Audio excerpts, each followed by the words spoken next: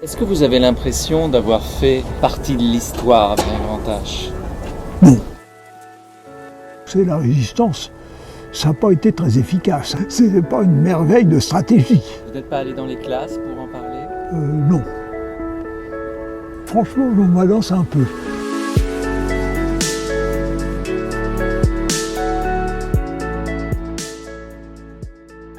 Le premier acte de votre engagement, c'est le 11 novembre 40. Oui. Donc vous faites partie de ces lycéens, ces fameux lycéens qui vont à la manifestation de l'Arc de Triomphe? Oui, j'ai pas été jusqu'au l'Arc de Triomphe parce que les Allemands m'ont empêché, mais j'ai manifesté. J'avais eu connaissance de l'éventualité de cette manif au lycée. Charlemagne? Au lycée Charlemagne. Je rentrais en Matélème. Oui. Vous étiez un peu précoce. Hein? Assez précoce, oui. J'avais 15 ans et je rentrais en Matélème. Donc, et j'ai appris qu'il y avait une manif.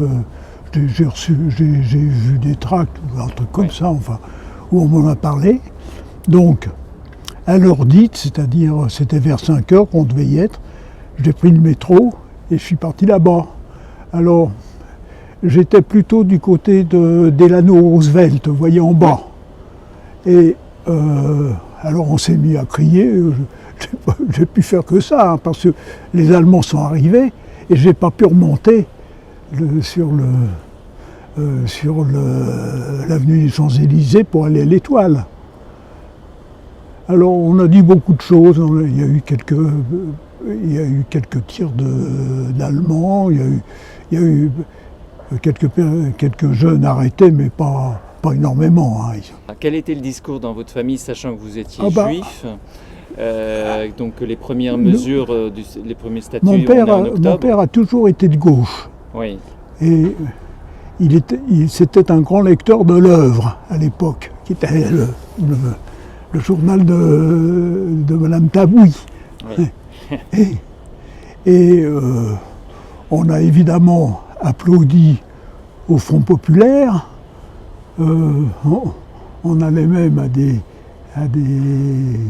des fêtes qui avaient lieu à Cailleux, où on allait chaque année à Cailleux-sur-Mer.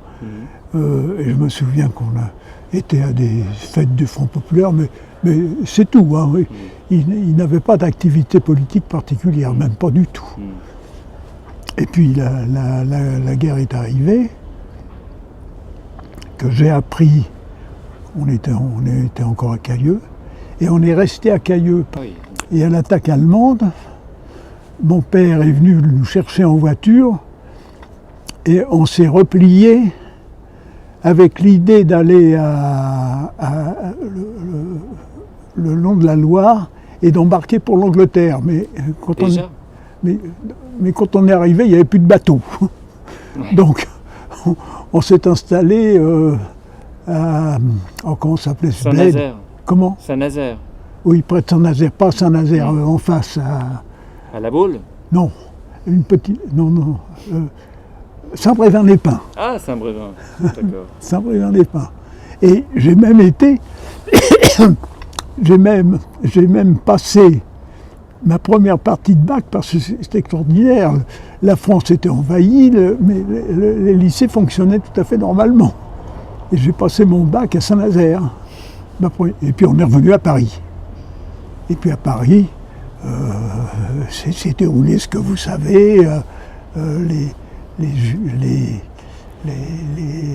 lois anti-juives, le caractère fasciste du nouveau régime. Donc, mon père a arrêté ses activités. Qu'est-ce qu'il faisait, votre père? Il était représentant de commerce. Il était représentant d'une grande boîte de jouets et d'ustensiles de ménage. Okay. Et donc j'ai fait tout à fait normalement ma Matélème et philo d'ailleurs cette année-là. Oui. Et puis l'année suivante, je suis rentré en taupe, enfin ce qu'on appelait la taupe à l'époque, en mathématiques spéciales. Maintenant, on dit on prépare. Enfin, suis rentré en prépa. Et en prépa, il y a eu un incident assez particulier. Un de mes oncles, par alliance, a été l'une des personnes arrêtées dans la rafle des notables. Les notables, des notables. En décembre 41. En décembre 41. Il a été un des premiers déportés, il est parvenu. Donc ça c'est... Vous, comment s'appelait-il? Comment Pierre Ignace. Pierre Ignace. Alors il appartenait à une... Lui, il était un simple employé de cette société, la société Bernard Lévy. La société Bernard Lévy, qui était une grande société de marchands de biens. Mais les Bernard Lévy s'étaient déjà réfugiés en zone libre et ils avaient laissé Pierre Ignace comme représentant de la société. Et les Allemands avaient des programmes d'arrestation, ils sont venus arrêter un Bernard Lévy, mais il n'y en avait pas. Et il y avait Pierre Ignace, ils l'ont pris, puis voilà. Au bout de 3 mois, dans la taupe de Charlemagne, après l'arrestation de mon oncle Pierre Ignace, mes parents me mettent au lycée Louis le Grand. Ouais. Je quitte la taupe de Charlemagne et je rentre dans la taupe de Louis le Grand. Pourquoi pour me mettre à l'abri. Pourquoi vous êtes plus à l'abri là-bas? Parce que le bruit courait qu'on arrêtait les hommes. Alors mon père habitait un petit studio qui appartenait d'ailleurs à notre femme de ménage du côté de la République, et moi, on avait mis les hommes à l'abri. Parce qu'à Charlemagne, parce qu'à Louis le Grand, vous pouviez être interne, c'est ça? Oui, j'étais interne, j'ai oublié de vous le dire, j'étais interne. Alors que vous ne pouviez pas, il n'y avait pas d'internat à Charlemagne? À Charlemagne, il n'y en avait pas. D'accord. C'est pourquoi j'avais changé. Alors, je me souviens que j'étais déjà quand même passionné par l'affaire politique, parce que j'ai un jour convoqué mon père à Louis le Grand, et je lui ai dit, je veux m'évader, et je veux m'engager dans l'armée. Si vous calculez bien, j'avais 16 ans. Bon, il m'a dit, bon, c'est bien, mais t'es trop jeune. Ouais. Voilà. Le basculement, si je ne me trompe pas, c'est peut-être c'est la rafle du Veldiv, ou il y a quelque chose, d'autres incidents qui vous semblent importants avant juillet 42? C'est tout le climat. Oui, mais pour une famille, nous étions juifs, certes, mais totalement pas pratiquants en plus. Mais ce qui se passait était inimaginable pour une famille comme la nôtre. Nous étions nous étions des Français comme les autres, juifs certes, mais c'est tout. Lors de la rafle du Veldiv, vous ne devez pas être concerné puisque vous êtes juif français. Ah ben non, je n'étais pas concerné. Mais je me souviens très bien qu'en allant au lycée, j'ai vu les autobus partout, les Allemands, les types qu'on faisait monter. Mais on ne savait pas non plus qu'à ce moment-là, on les arrêtait pour les massacrer. Oui. On pensait que c'était une arrestation administrative, à la rigueur, on allait les mettre dans des camps. Parce que il faut que vous sachiez que, enfin, tout le monde le sait, les camps, on a ignoré ça jusqu'à la libération. On ne savait rien, absolument rien. La rafle a eu lieu en juillet et on est parti fin juillet ou début d'août. D'accord. Parce que certaines familles juives de Paris ont eu aussi cette décision, ont pris cette décision, oui. Mais pas toutes. Il y en a beaucoup qui sont restés. Mais mon père était un homme réaliste. Oui. Et effectivement, nous connaissons des familles d'amis qui ont dit mais c'est pas grave tout ça, et puis qui ont été arrêtés, qui sont jamais revenus. Mais après la rafle du Veldiv, il y avait encore la zone libre. mon père a dit on sera plus tranquille en zone libre. Y avait-il un point de chute dans la zone libre? Manifestement, il a dû se renseigner sur les coins qui étaient plutôt tranquilles. Et son idée générale, quand nous sommes partis, a été de rallier Grenoble. Déjà. Et manifestement, il n'avait rien de préparé. Nous sommes partis à Saint-Pierre-de-Moutier en train. Ouais. Mon père, ma mère, alors c'est rien. Mon père, ma mère et les 4 enfants. Et nous sommes aboutis à Saint-Pierre-de-Moutier. Et le passeur que nous avions nous a conduits à une baignade le long de l'Allier. On s'est mis en maillot de bain, tous. Et on avait chacun son rôle. Moi, je crois que je portais ma petite sœur, qui avait 5 ans. On avait chacun son rôle, et puis à un moment donné, au signal dit, on a tous traversé l'Allier à pied, parce que c'était un gué.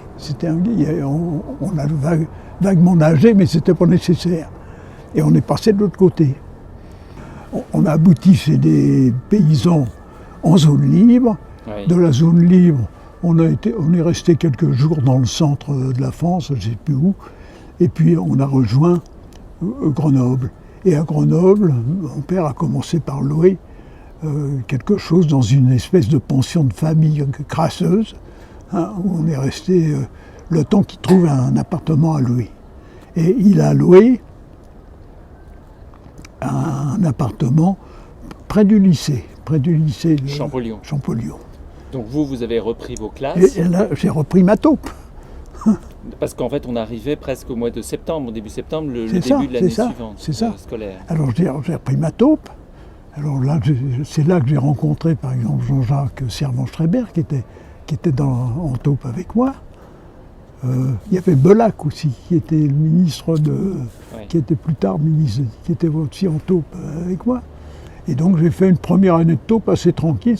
C'était ma première année. J'avais fait une année de préparatoire, donc une année de taupe. Et donc ça nous a conduit à 1900, je ne sais plus combien. Enfin, Au printemps 43. Au printemps 43, oui, quelque chose comme ça.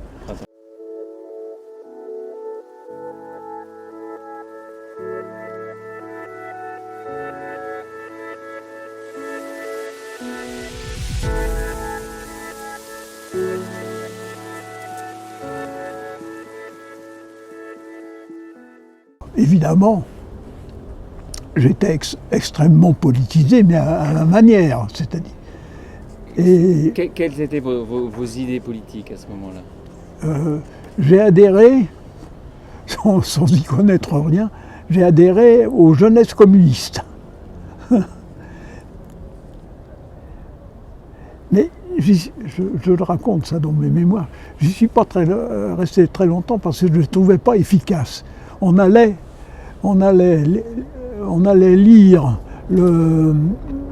les grands textes communistes dans la forêt. J'ai trouvé que comme résistance, c'était pas ce qu'il fallait. Donc, il y a eu un incident après, un peu particulier, c'est que mon père, qui ne faisait rien, sinon de vivre avec les réserves financières qu'il avait, mon père allait souvent aux séances du palais de justice. Et il a assisté comme ça au jugement d'un jeune étudiant qui s'appelait Georges Guérin et qui était jugé parce qu'il avait organisé à l'Institut électrotechnique où il était étudiant, il avait organisé une manif contre Pétain. C'est-à-dire que, je crois qu'ils avaient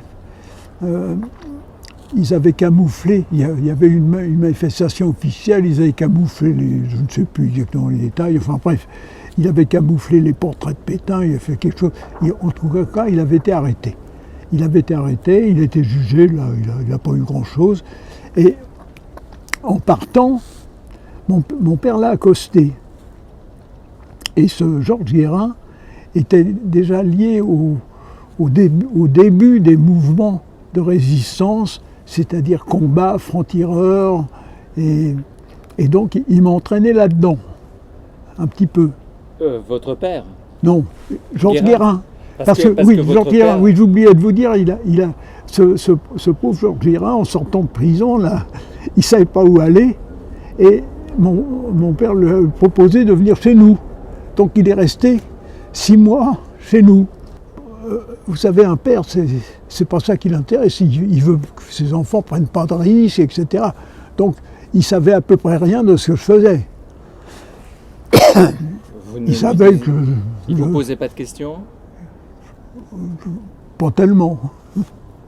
D'accord. Puis j'étais quand même relativement libre, je sortais beaucoup, etc. Donc c'est par ce Georges Guérin que vous entrez en contact En avec contact combat, avec le mouvement de combat tout de suite? Oui, avec combat, franc-tireur et l'ensemble de ce qu'on a appelé les murs, Mouvements Unis de la Résistance. Et vous vous souvenez du premier rendez-vous que vous avez eu avec vraiment un membre qui vous pose des questions, sur votre engagement, ce que vous pourriez faire, le moment où vous franchissez finalement le pas? Franchement, je m'en souviens plus très bien. Je sais que je suis devenu très vite l'agent de liaison de M. Richereau, qui a été ensuite directeur du Dauphiné libéré, après la guerre, mais qui était à l'époque l'un des dirigeants de combat, mais qui gardait aussi une certaine activité d'hôtelier à Grenoble. Parce que c'était ça, la résistance. On faisait de la résistance, mais on avait toujours autre chose à faire que ça. Donc, ce que j'ai fait très vite, c'est des liaisons. J'allais en vélo à Lyon, porter des plis. Vous aviez de bonnes jambes. Ah ben non, mais... Lyon-Grenoble... Lyon-Grenoble, ça fait 100 km, quoi. Ouais, à l'époque. J'avais 16 ans, 17 ans, j'étais costaud. Mais vous étiez encore en classe? Ah ben j'étais en taupe, toujours. La première année de taupe, ça a été pas mal. Hein, parce que la résistance, quand même, prenait son départ. Mais la deuxième année de taupe, j'en ai fait très peu. J'en ai fait très peu, puisque... Alors là, je faisais beaucoup de liaisons, beaucoup d'activités de toutes sortes. Quand vous passiez les contrôles, vous racontiez quoi aux Allemands? Vous aviez votre carte et vous disiez, bon ben, je vais à tel endroit, mais ils vous demandaient pourquoi? Non, c'était tout à fait de la routine. Non, ils ne vous demandaient rien. Non, on n'était jamais inquiété comme ça. Parce que vous étiez jeune et ils faisaient confiance? Parce que j'étais jeune et parce que, vous savez, ils contrôlaient tout. Alors, je faisais partie aussi d'un groupe qui attaquait les mairies pour avoir des tickets de rationnement, parce qu'il fallait, pour alimenter les maquis, il fallait qu'on ait des tickets de rationnement. Pour entrer dans les mairies, on entrait habillé en agent de police. Et quand on était à l'intérieur, on les neutralisait. On prenait les tickets, et puis, vous savez, les gens, quand c'était comme ça, ils ne réagissaient pas beaucoup. Hein. Ils disaient, mais oui, prenez tout ce que vous voulez, et plus encore, si vous voulez. Mais il m'est arrivé ceci, comme l'organisation qui faisait ça, me donnait non seulement un agent, me donnait un costume, mais il m'avait donné aussi une carte de flic avec ma photo. Et c'est un incident idiot, en rendant le costume, ma carte est tombée par terre. Un honnête citoyen grenoblois a ramassé la carte. Il a vu que c'était une carte de flic, il l'a portée à la police. Si bien que, ça m'a beaucoup gêné, ils ont eu ma photo. Alors je me promenais avec un béret enfoncé sous oreille, des lunettes que je ne portais pas à l'époque. J'ai même vu les policiers après la libération qui m'ont dit, on vous a reconnu plusieurs fois, mais on n'a rien dit. Bon, ben enfin, j'ai fait beaucoup de choses à l'époque. Est-ce que vous aviez conscience Non. du danger? Non, non. Est-ce J'en que ai eu conscience plus tard. On vous avait demandé de garder le secret, d'être quand même très discret, de prendre beaucoup de précautions. Oh, ça allait de soi. Ça allait de soi. Ça allait de soi. J'étais. Quand vous alliez à Lyon en vélo, Oui. vous n'avez jamais subi de contrôle Si, ça m'est arrivé. J'étais en vélo, je donnais ma carte. Hein. Bon, Pas de jamais fouillé, jamais vérifié les sacoches, j'ai jamais été regardé. fouillé. Non. Fouiller les sacoches, ça m'est arrivé. Bah, Mais vous mettiez où les plis alors que Comment vous les mettiez où oh, les je m'en plis? souviens pas dans ma poche, je pense. Ça, franchement, je m'en souviens pas. D'accord. On s'arrangeait pour pas attirer l'attention. J'avais l'air assez jeune, j'étais un jeune en vélo. À l'époque, l'organisation de combat franc-tireur s'est installée à Autran, dans le Vercors. Ouais. Par exemple, j'ai assuré la destruction du local de la Légion des volontaires français contre le bolchevisme, À Grenoble. à Grenoble. J'ai attaqué plusieurs fois des gendarmes. Ça, c'était assez facile. Hein. On vous avait appris à tirer?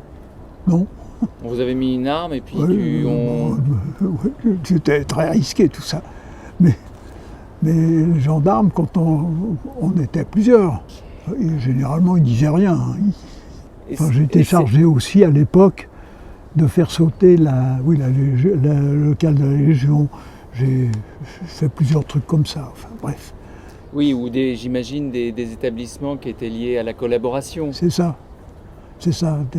Le magasin des frères Dauphin que j'ai fait sauter aussi. La biscuiterie Brun? Ah, les biscuiteries Brun, on les faisait pas sauter, on allait leur piller les biscuits. Là, j'ai fait plusieurs. Ça, c'était des opérations sans risque. On arrivait à 5 ou 6 avec un camion et on prenait tous les biscuits qu'il y avait. Hein. Ouais, ça, c'est un récit sur la résistance.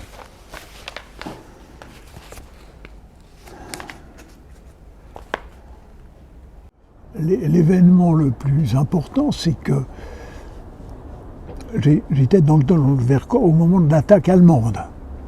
Et on a d'abord été pendant 3 jours se cacher dans la forêt des Landes, où les Allemands n'ont jamais été. Donc là, on était tranquille. Puis quand on a vu que c'était calme, on est redescendu. Alors moi, je suis redescendu et en redescendant, on descendait par des pas un petit peu que connaissaient les gens du pays ou nous, mais que les Allemands ne connaissaient pas. Donc c'était pas très risqué. Et je voulais savoir ce qui se passait à Grenoble. Je me suis donc arrêté chez un ami qui était potier, qui avait un atelier de poterie en face du Néron, c'est-à-dire tout à fait près de Grenoble. Et c'était un temps comme celui-là. Je mangeais des abricots chez lui. Et à un moment donné, la Gestapo est arrivée pour l'arrêter lui, pas moi. Hein. Et il était résistant aussi, c'était un ami résistant qui faisait partie de notre organisation que je connaissais bien et qui m'a donné les renseignements que je voulais. Donc je suis resté. Puis donc j'ai été arrêté avec lui. Là, tu n'étais pas tranquille. Oui. Alors, donc, à ce moment-là, ils nous ont emmenés en traction avant. Et incident quand même qui mérite d'être... J'étais donc entre 2 types dans une traction, mais pas avec monsieur, chacun de nous. Et à un passage clouté à Grenoble, près de la Gestapo, la voiture s'est arrêtée parce qu'une vieille dame passait. C'était ma mère. Vraiment une circonstance. Je ne l'avais pas vue depuis plusieurs jours parce que j'étais dans le Vercors. Je me souviens que j'ai dit maman. Il m'a dit qu'est-ce que c'est. Alors je dis c'est pas. pourquoi tu dis ça? Je lui dis parce que j'ai eu peur. J'aurais dit j'ai eu peur, j'aurais pas dit qu'il aurait arrêté aussi. Alors donc, Elle vous a vu? non, surtout qu'elle était à moitié aveugle, déjà. Donc, on est arrivé au siège de la Gestapo, et M. Faure et deux autres, et on nous a mis dans une pièce où on était 4. Ils ont été vraiment quasiment massacrés, ils leur ont fait des aiguilles dans les épaules, des trucs. Moi, ils sont contentés de vraiment me battre. Au coup de poing, j'avais la figure toute noire. Et à un moment donné, c'était vraiment dans la dernière période de la guerre. Il y avait un type qui s'occupait de nous dans la pièce, puis il y en a un autre qui est arrivé excité, qui a dit « Alors je les emmène ?» Et celui qui s'occupait de nous, il a dit « Oui, tu peux les emmener. » Et puis, il a eu un temps de silence, et il a dit « Laisse le jeune. » Le jeune, c'était moi. « Laisse le jeune. » C'était... Même des salauds, parfois, de bonnes initiatives. Il a dit « Laisse le jeune. » Et voyons les trois, c'est-à-dire M. Chaix, M.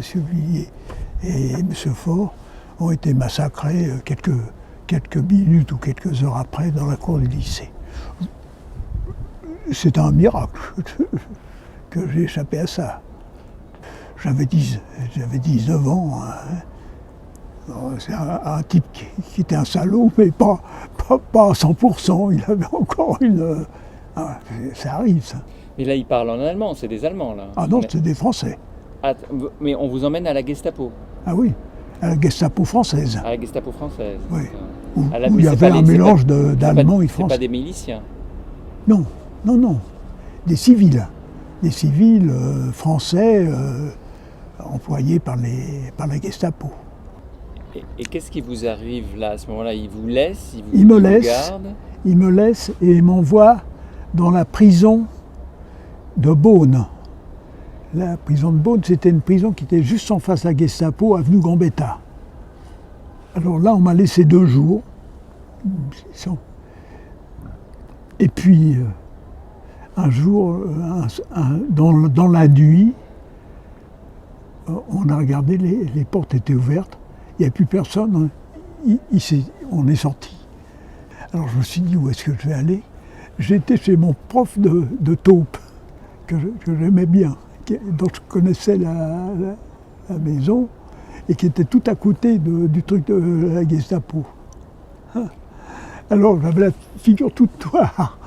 J'ai toqué chez ce prof à 2 heures du matin. Alors il m'a ouvert, il dit « Becker, qu'est-ce qui vous arrive ?» Je dis ouais, « je sors de la Gestapo, je ne suis pas rentré dans le... » Ah, il dit « Ah bon, rentrez ?» Je savais qu'il était sympathisant, comme en taupe, certains profs faisaient des remarques, ils laissaient savoir. Donc voilà. Et puis de là, je suis rentré dans la famille. Ah oui, vous n'êtes pas allé voir tout de suite vos parents? À Ah bah 2 non, heures du matin, non, rentrer voir non. votre père? Donc, par hasard, je me suis dit que je vais aller. C'était risqué, je ne savais pas ce qui se passait dehors. Ouais. Donc le mieux était de s'abriter quelque part et d'être informé. Il fallait toujours savoir. Voilà. Quelques jours, 2 jours après ma sortie de Gestapo, les Américains arrivaient dans Grenoble. J'ai commencé par faire par faire un peu de gloriole à Grenoble, parce que je me suis promené. Je ne payais pas dans les pâtisseries, on me payait. Donc ça a duré 3-4 jours. J'ai été à Chambéry, parce que j'ai immédiatement témoigné auprès du juge d'instruction. J'étais un peu un type exceptionnel qui était sorti d'un massacre. La plupart, ils n'étaient pas sortis. Ils ont fait en sorte que je témoigne. Donc j'ai été je suis parti à Chambéry, j'avais un rendez-vous avec le juge d'instruction et j'ai raconté mon histoire. Et le soir même, pour répondre à une autre de vos questions, la secrétaire du juge d'instruction était une jeune fille de mon âge, charmante. Et j'ai passé la soirée dans une promenade romantique sur un bateau sur le lac du Bourget. Je m'en souviens encore. La Martine. Oui, oui. Au lac, l'année à peine a fini sa carrière et près des fous chéris qu'elle devait revoir, regarde, je viens seul m'asseoir sur cette pierre où tu l'as vu s'asseoir. Un soir, t'en souviens-t-il, nous voguions en silence, on entendait au loin sur l'onde et sous les cieux que le bruit des rameurs qui frappaient en cadence des flots harmonieux. Tout à coup, des accents inconnus de la terre, du rivage charmant frappèrent les échos. Ô temps suspend ton vol et vous, heures propices, suspendez votre cours, laissez-nous savourer les rapides délices du plus beau de nos jours. Assez de malheureux ici-bas vous implore, coulez, coulez pour eux. Voilà. Bravo.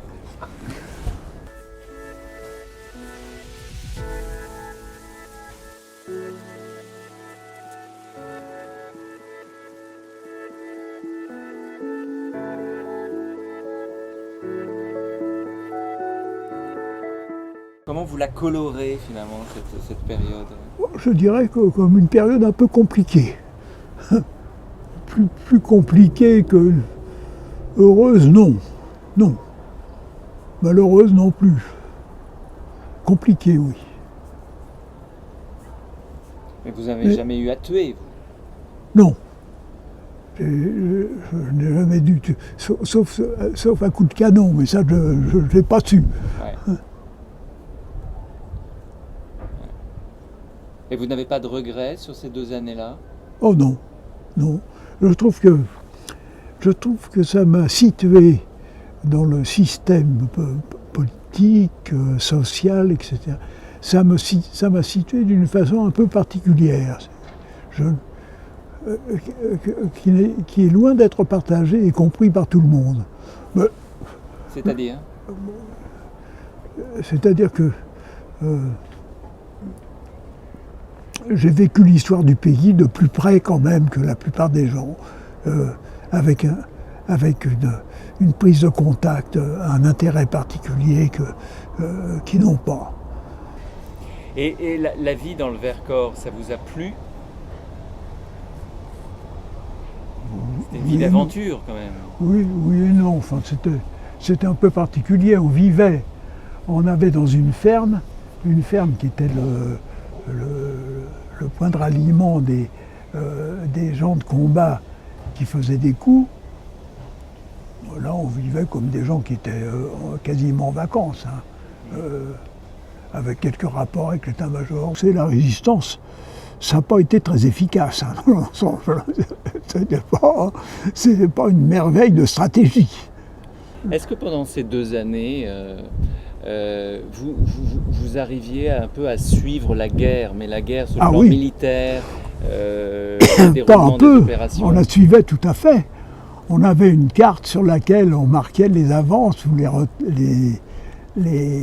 replis des armées alliées.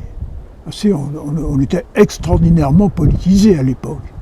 On savait quand même que notre avenir, notre destin, tout se jouait là. Hein. Vous avez à un moment adhéré aux jeunesses communistes. Un peu plus tard, là, en 1944, quand vous êtes dans le Vercors, pour vous, le grand chef, c'est De Gaulle, c'est qui? Vous obéissez à qui? Quel est votre personne? C'était pas très clair, ça. C'était pas très clair. On était un peu gaulliste par moment, assez critique sur De Gaulle.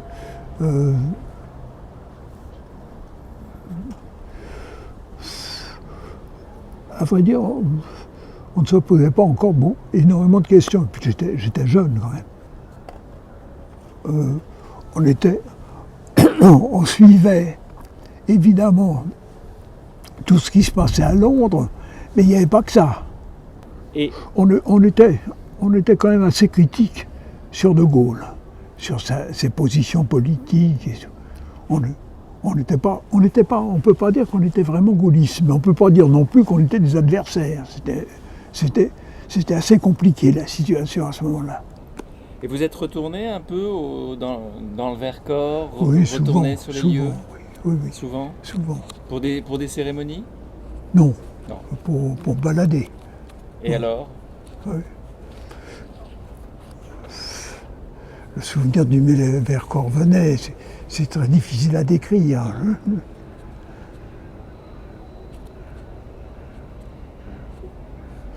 Vous êtes décoré à quel moment de la médaille de la Résistance? Tout de suite après, j'ai eu la Croix d'hier et la médaille de la Résistance. Dans quelles circonstances? Vous vous souvenez? Je ne sais pas exactement, parce que moi j'étais très occupé pour reprendre mes études. Est-ce que vous avez beaucoup revu vos camarades du Vercors, ceux qui étaient encore vivants, ou bien ceux de combat? Très peu. Très peu. Très peu, pour une raison assez simple, c'est que je suis pas revenu à Grenoble. Et est-ce que vous avez eu, à partir de 1945, quand vous reprenez vos études, le sentiment d'être simplement d'avoir fait votre devoir, ou d'être quelqu'un quand même un peu particulier? Ah oui, ça, d'être... donc j'ai fait cette année de taupe, j'ai passé le concours de l'X, j'ai été grand admissible, mais collé à l'oral, au grand oral. J'ai été reçu aux mines, je suis donc rentré aux mines. Donc, mais aux mines, j'avais avec 2 ou 3 autres qui étaient à peu près dans la même situation que moi, j'avais une situation un peu particulière. On prenait un peu les élèves titulaires qui n'avaient rien fait pendant la guerre et qui s'étaient fait recevoir au concours. C'était pas des gens de notre bord à l'époque. S'il y avait une certaine différence. Une fois devenu ingénieur, j'ai pas raconté. Dans une entreprise, ça se faisait pas de raconter sa vie. Donc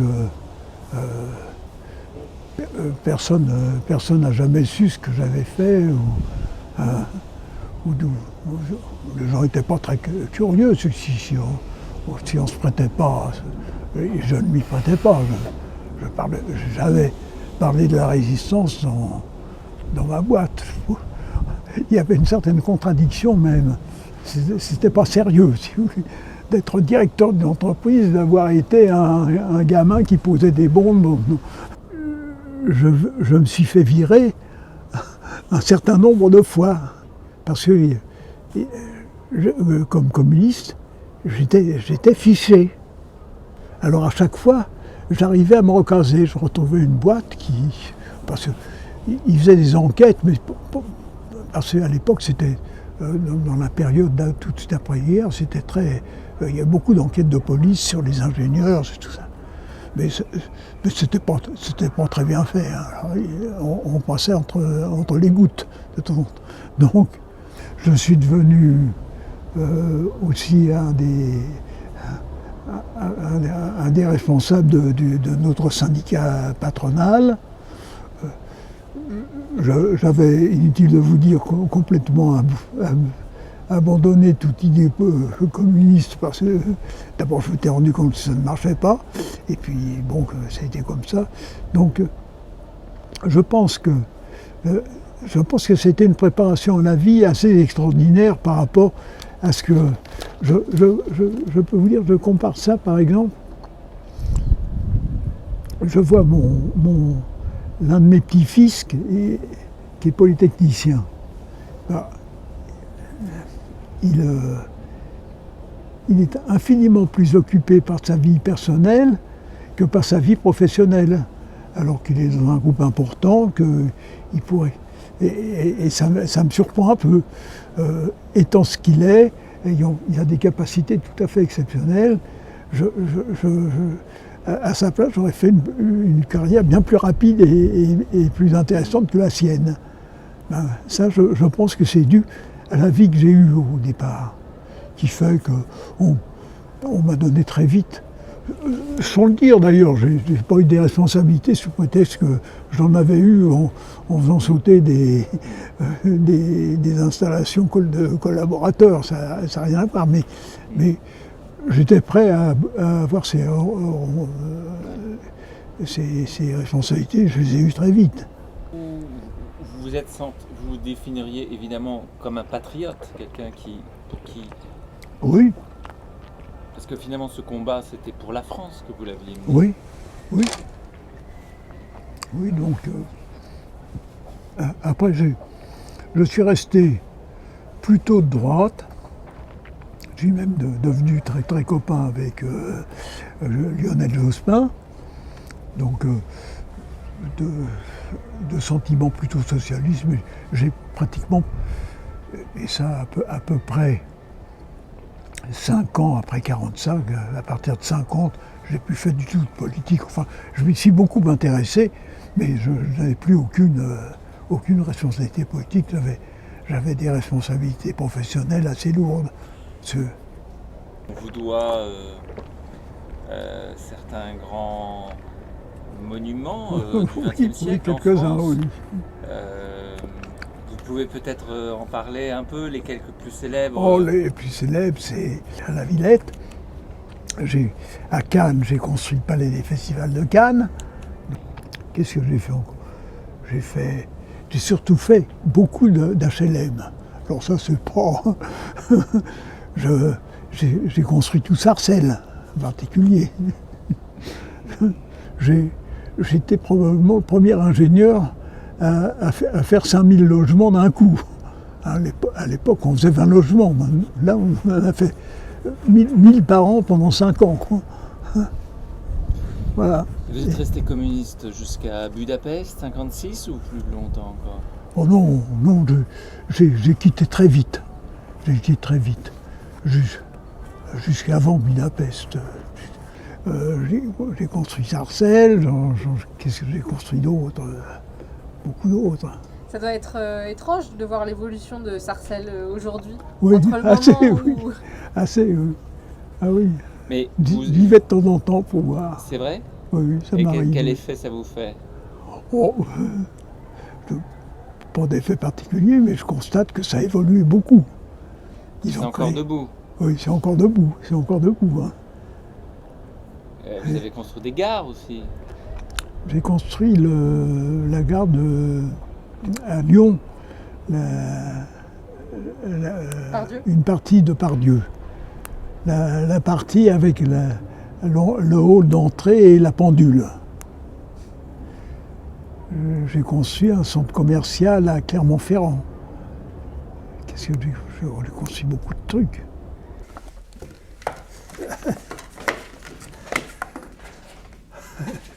Il y a la Légion d'honneur, la Croix de guerre, la médaille de résistance. À vrai dire, j'y reviens quand j'écris quelque chose dessus, mais c'est tout. J'en parle pas tellement. Hein. Vous n'êtes pas allé dans les classes pour en parler? Quand? Non. Non. Non. J'en ai pas le temps. J'ai rien fait de pareil. On vous l'a demandé? Non. Franchement, je m'en balance un peu. Je m'en balance un peu. C'est pas des questions que je me pose quand on... Là, maintenant, on me pose plus de questions parce que je deviens un produit rare. Ma première retraite, c'est en 85. 85, si vous calculez bien, ça fait plus de 30 ans. Eh oui. Toi, t'étais pas né, Mégane, en 85. Et vous vous ennuyez pas? Comment? Vous ne vous ennuyez pas? Non, pas vraiment. Mais justement, c'est grâce à ça qu'on ne lit pas. Ouais. Parce que si je devais compter sur l'environnement pour me distraire, Vous lisez encore beaucoup? Ah, beaucoup, beaucoup. Des livres d'histoire plutôt? Beaucoup de biographies. Ah oui? Est-ce que vous trouvez qu'on s'engage moins aujourd'hui? Est-ce qu'on s'engage différemment? Est-ce que ce serait sur le point de vue politique, dans des causes qui ne sont pas forcément politiques, qui peuvent être des causes sociales? Il y a des domaines, vous ne pouvez pas savoir combien le fait d'avoir l'âge que j'ai vous met à l'égard de tout ça. Je ne sais pas, je ne sais rien. Je ne vois pratiquement pas de jeunes où ils viennent me saluer. Ils viennent me saluer, puis c'est tout. Je ne sais rien de ce qu'ils pensent, de ce qu'ils font. Je me sens même un peu étranger dans ce milieu-là, parce que pour moi, mes attachements militaires, politiques, tout ça, c'était très important pour moi.